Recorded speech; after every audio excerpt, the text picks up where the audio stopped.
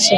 প্রত্যেকবার যেন এই প্রত্যেকটা ধর্ষণের জন্য আমাদের পুরনো সব ধর্ষণের ট্রমাগুলো না জাগে, আমরা যেন একটা মৌমিতা না হয়ে যাই।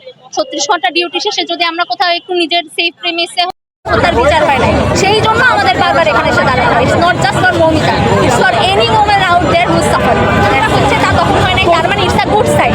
কারণ ফাইনালি আমরা এই বাক স্বাধীনতাটা পাইছি, দাঁড়ানোর একটা জায়গা পাইছি, একটা প্ল্যাটফর্ম পাইছি যেখানে এসে আমি চিৎকারটা করতে পারতেছি। কুমিল্লায় তখন যখন আমরা যেতে যাচ্ছিলাম তখন আমাদের গায়ে ইট মারা হয়েছিল, আমাদের এখান থেকে যাওয়ার ট্রান্সপোর্টেশনগুলো আটকায় দেওয়া হয়েছিল, এই জন্য তখন দাঁড়াইতে পারে নাই। প্রত্যেকবার যখন এরকম ঘটনা ঘটে প্রত্যেকবারই আমরা একইভাবে কান্না করতে আসি।